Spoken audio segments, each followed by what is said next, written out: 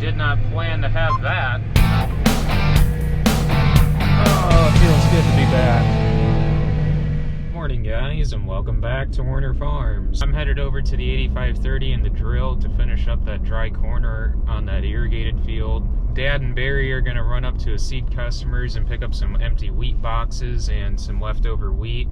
And later we will move the combine and the corn head to the next field over there in Wanatah, and Dad'll bring me back and I'll unhook that drill, and we will get the grain cart hooked up and we will hit it pretty hard over there today. Combine on the move.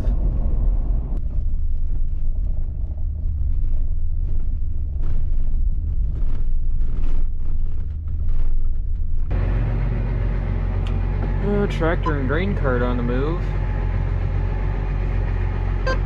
Alright, we are good to go. So basically, this square through here, squared up with about 40 feet off that grass over there, so 40 feet is from that grass up to that pivot stop, so that works out good. So somewhere in here, we're going to square this all off after we cut the rye next year, and we're going to put this into alfalfa, mostly because this is non-irrigated through here, and this is complete high sand through here. And this year the beans made about 20 bushel, and you're lucky to get 100 bushel, 130 bushel corn out here. We are going to put this in alfalfa because one, that is very beneficial for the soil, and two, it will save wear and tear on equipment due to lack of not having to keep dealing with this little corner through here. Not that this is an annoying corner, it's just the fact that you put more wear and tear on the equipment and for what this is actually producing for you.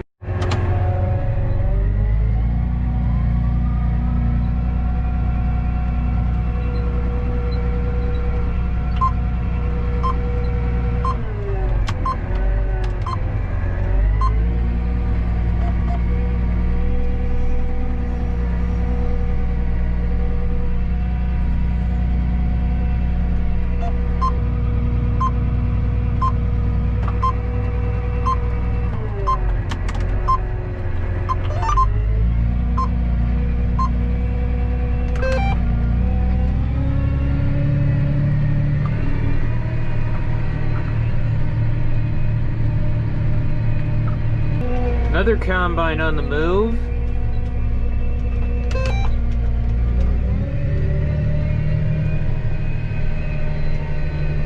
Alright, till 2021. So the alfalfa will get planted sometime late July, early August, whenever we cut the rye, so potentially late July, early August then. Whatever is remaining in the drill at this point will just be considered cover crop seed, and I'm going to drill it out here starting on this west side, working my way to the east in this center 60 acres in here. So we'll flag this wherever I run out, and when they come in to spread cover crop seed out here with their big A boom applicator, we will flag that. That way they know not to spread where I drilled already, but potentially, depending on when they spread it, it may or may not be up already, so they may be able to see it, but we'll flag it anyways.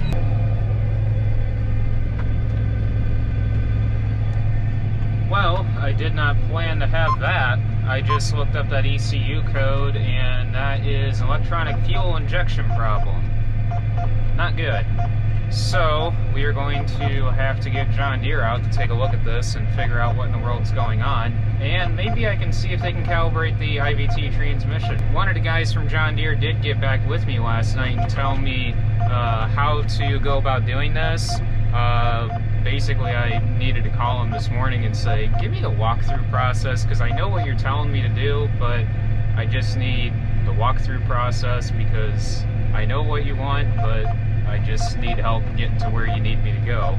So now I guess we're sitting ducks until John Deere can come out and take a look at this. So I'm gonna give it Dad here and call up Greenmark and have them come out and take a look at this. Alright, so Grandpa brought me back to my truck. I'm headed back to the farm right now. And Dad, I, and Barry are going to head over to Wanatah and move the combine. In the meantime, hopefully the head of service from Plymouth will get back with me here and give me some news on what's going to happen with the 8530 here, if he's thinking it's potentially a faulty sensor, because like I said, there's no performance difference. I told him no performance, no RPM difference, no weird noise from the engine or an off noise, and I'm thinking it's potentially a faulty sensor, and he almost wanted me to continue running just to see if I have any more issues. And I'm like, with an electronic fuel injection error code up, I really don't feel comfortable running that tractor anymore and potentially causing any further damage if it's already doing damage. So I would rather it just set and have somebody come out and take a look at it and make sure it's okay, or what needs to be fixed on it. So that's where we're currently at. Alright, so this is what I found out from John Deere. They said that would be because valve number 3 is not responding. Alright, well, what can be done? Well, there's really not much you can do out in the field. I don't know. So Dad's calling in the Green Mark to figure out what really can be done. If it needs to go to Green Mark, if it can just go to the shop at the farm and they come out and fix it there, or if they can just come out to the field and fix it there. I don't know. Hopefully we can get something figured out. I can finish drilling that rye, get this thing on the grain cart, be done. Like Dad said, wouldn't have this problem with the 4650 or the 4630 or the 4430, and I totally agree with him. This is starting to get ridiculous with all these sensors. And if it is seriously a bad valve though, that is good that the sensor or the computer caught that. But if it's not, it's just a faulty sensor. Really?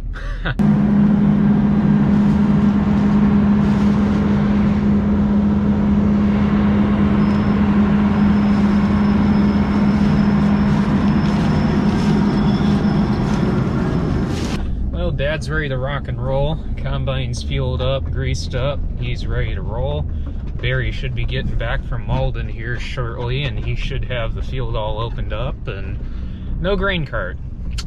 Yeah.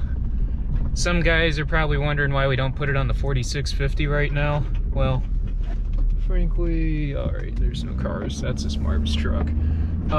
Just due to potentially we may.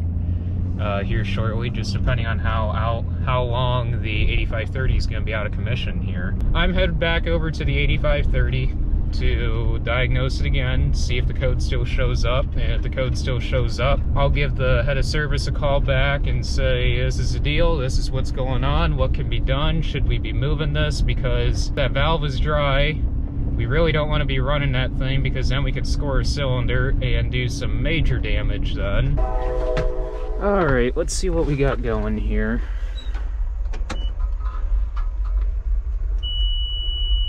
Yeah, I understand that issue. I know about that. I know about that. I guess.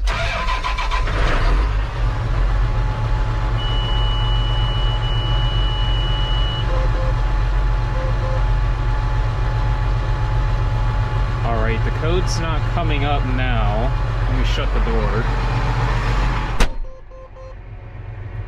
Throttle it up just a little bit here. Still no code yet. I could go here. Diagnostics, codes. More likely it's gonna throw the code for the transmission, which, yeah, I understand that. I'm pretty sure it just needs to be calibrated. Alright, so it's just that code right now. Alright, I'll let it sit here for a minute and run and see if anything happens, and I'll give the head of service a call back and see what we need to do going forward here. So I am currently drilling rye right now.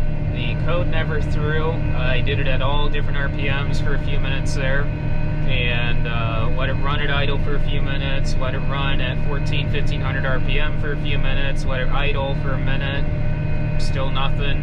So I called him up, said, this is what's going on, not throwing it anymore, what do you think I should do? And the head of service said, well, really not much we can do if the code's not throwing. So I guess he says you're okay to go ahead and run, and if the code throws again, then we will have to go to plan B, obviously, and get it in a shop somewhere and figure out what's going on for sure. So I talked to Dad, and he agrees. He's like, go ahead and run. He's like he said, you know, there's really nothing we can do if the code's not thrown. He's like, maybe it was a hiccup in the computer. I'm like, yeah, it could be. I'm like, that was my thought when the code wasn't thrown. If, you know, maybe the computer had a hiccup and stuff, I don't know. So I'm gonna go ahead and hopefully finish drilling this rye out. Hopefully there's no more issues, and when I get the grain drill unhooked, we're just gonna go ahead and take this back to our house and unhook it in the shed, and we'll vacuum it out, you know, sometime over the winter, because this is done for the year after I get done finishing drilling this out. And I'm gonna call up the AMS guy and do a transmission calibration on this thing before I hook this up to the grain cart, and then head on over and start hammering down on the corn acres over there. All right, drill is empty. Let's go drop this thing off at the shed and go pick up the grain cart, and let's go hammer down on some corn.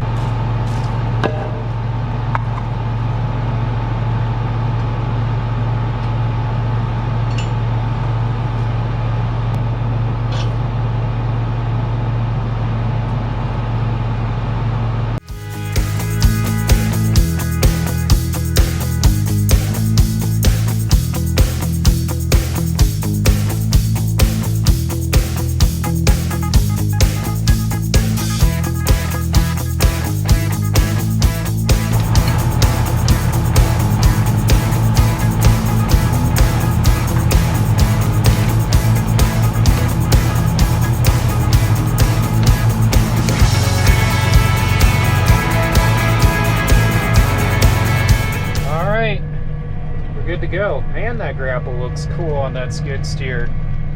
I'll have some future videos out on that eventually when we get back over in the woods with the excavator and the skid steer.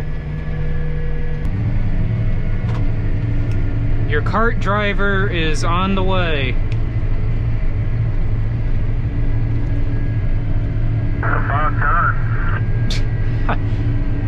Be there in about 5 minutes. I'm gonna assume that one. We'll try it.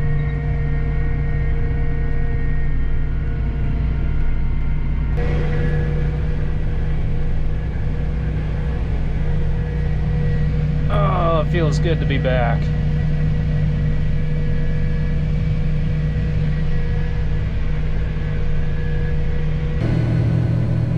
That's a wrap on this one.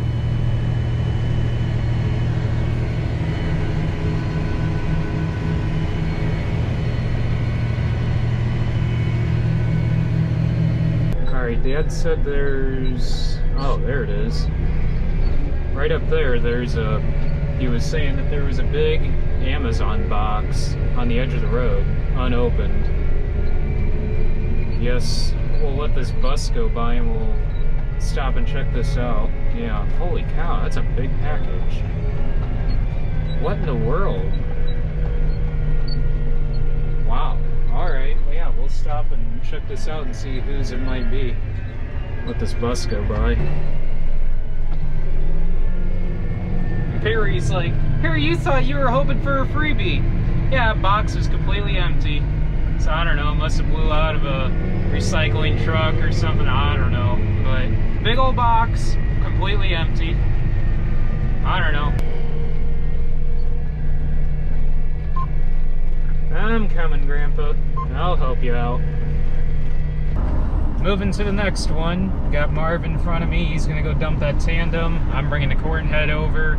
There's about 140 acres, I guess, over here roughly that Marv was saying that's ready to rock and roll, so that's good. Dad's just up the road in front of us, and Grandpa's on his way over to come and pick me up so he can bring me back over to the grain cart, and Barry should be getting back from Malden and headed over there in about, I would say about 5-10 minutes. He should be leaving Malden, so knocking the acres out. Alright, Malden closed at 6 o'clock, so we're gonna go over, get the grain cart, and I'll bring that back, and Barry's gonna bring the other semi back. We're gonna pick everything full and call it quits.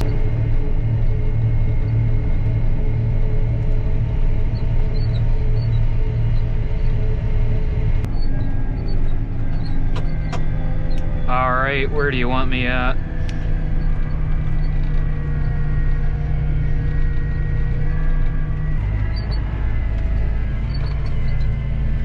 I was talking to Marv. Well, I'm just gonna assume down here.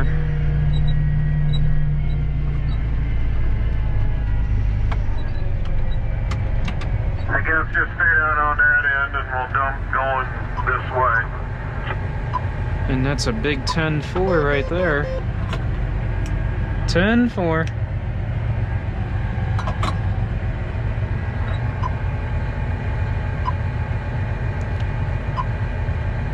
Alright, we are good to go. Let's see if you see him when he pulls that truck in. I guess telling it's running about 17.5 or maybe just a little less. Well, he's headed towards you.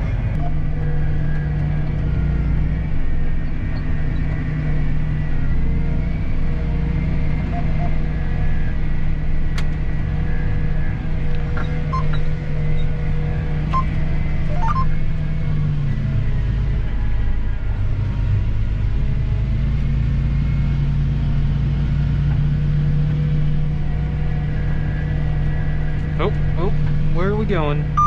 Obviously that's not the right line.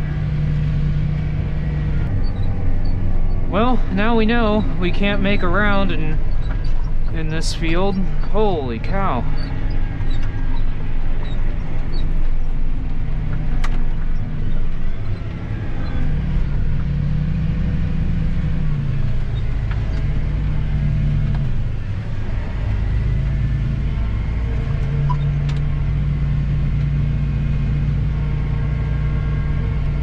Alright, phew!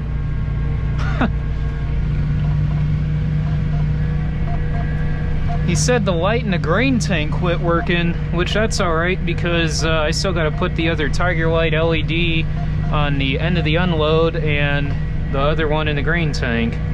Alright, we can shut this guidance. Well, maybe we'll try it. I guess after I get emptied out, go ahead and jump on the truck on this end. And I guess we're going to have to dump like every round, I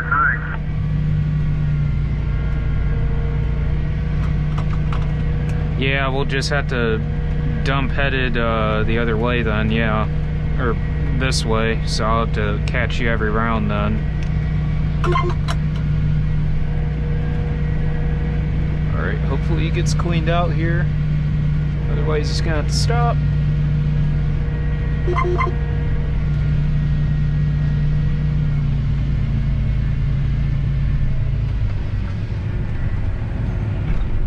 know these lights on the back of the header? Yeah. I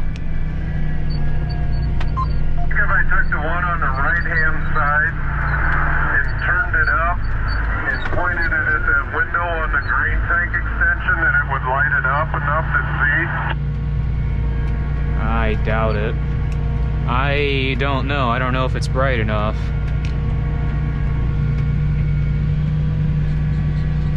Smell like I need him on the back of the head, pointing down at the ground. Well, I think if I remember right, there might be a light bracket with a plug up there for up by the windows, I believe. I'll have to take a look up there tomorrow when I go in there tomorrow to replace that other light. Truck coming in.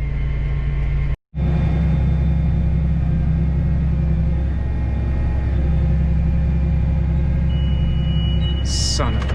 Come on.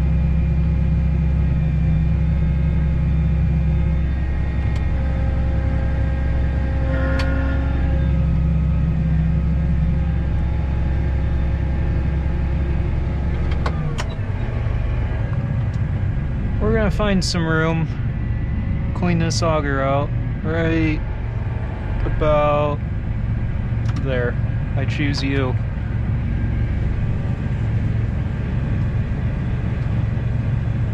Alright, there we go.